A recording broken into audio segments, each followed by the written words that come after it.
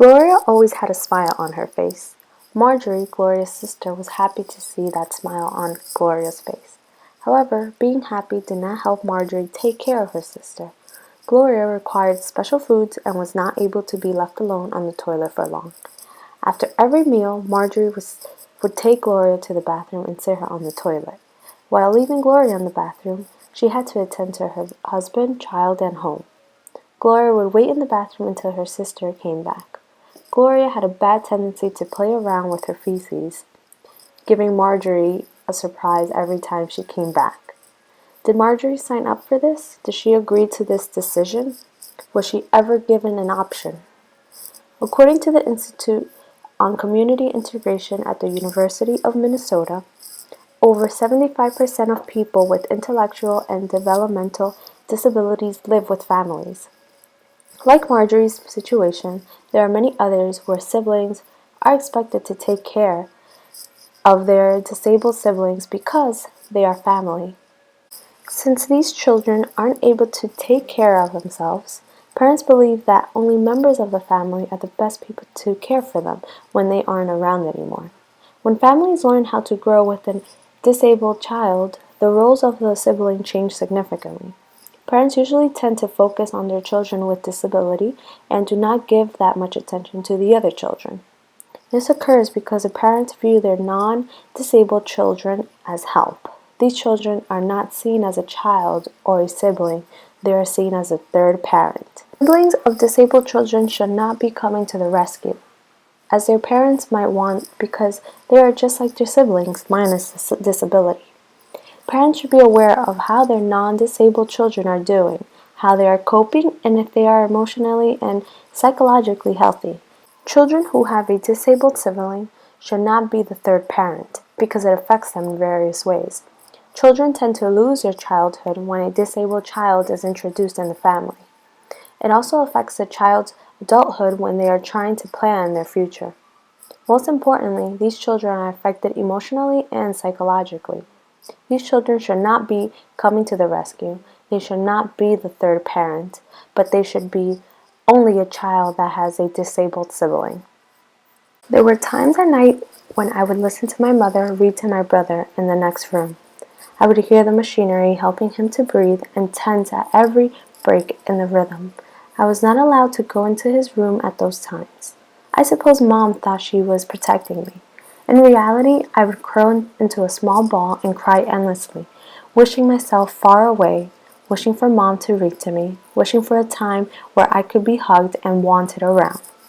This quote was from Tara, a sister with a disabled sibling. As we can see, parents tend to focus on the child with special needs. Parents focus on the disabled child much more because they require life-threatening assistance. Meanwhile, they know that their non-disabled child can function without them. The lack of attention from the parent slowly causes the parents to view the child as a third parent because the parent feels like the child does not need them. Tara says that she wishes her mom could hug her and read to her, which shows that Tara's mom does not spend equal amounts of time with her. Parents believe that their children understand why their attention is focused on their sibling with disabilities, but they are only children and need to be explained why they are focusing on the child with disabilities. Beth, who was interviewed by the Parent Advocacy Coalition for Educational Rights Center, gave great advice to parents. She stated, "Parents have to sit down and talk to the brothers and sisters who are non-handicapped about what the handicap really means. Kids don't automatically understand it by themselves."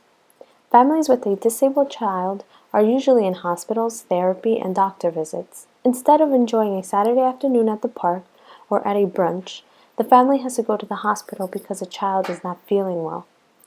According to a study published in the Pediatrics Journal, a child with autism spectrum disorder needs at least 15 to 40 hours of therapy each week. Imagine being this child's sibling and having to spend all that time in the office or even outside the office on a beautiful summer day. The sibling wants to go to the pool and play at the park with their friends. Children should not be trapped in therapy sessions for their disabled brother or sister because it makes them lose out on their childhood. Even though the their sibling might not have a mainstream, normal childhood, the siblings should definitely have that opportunity to enjoy their childhood. Going back to Gloria and Marjorie's story, Marjorie would always say that she loves her sister and she would show that by taking care of her. However, Marjorie's life was very limited in regards to where she wanted to go on the weekend or do with her family. After Marjorie's son moved out and her husband passed away, she wanted to go to her country to be with her grandchildren, but she had to think about her sister. Siblings' adulthood gets affected when they have to come to the rescue and take care of their disabled sibling. Children who have disabled siblings are affected emotionally and psychologically. As I stated previously, parents concentrate all their attention to their disabled child. This becomes very hard for non-disabled children to understand why their parents aren't giving them attention. Children start to feel jealous and wish they had a disability. Meanwhile, the parents are only focusing on how the child can help them with their disabled child. Parents do not realize that their non-disabled child should participate in family decisions. The most important decision that must be discussed is whether or not the child wants to take care of the disabled sibling in the future. Although children have a hard time managing disabled siblings, they are still family. Siblings should at times come to the rescue and take care for their brother or sister because it can affect them positively. According to the University of Michigan Health System, siblings of children with disabilities develop great patience, are kind and supportive, and are compassionate and helpful individuals. Gloria passed away 2 years ago, and although it is not a relief, his sister is finally planning her older adulthood future and focusing on herself. When she looks back, she remembers all the moments, both happy and difficult, she had with her sister Gloria.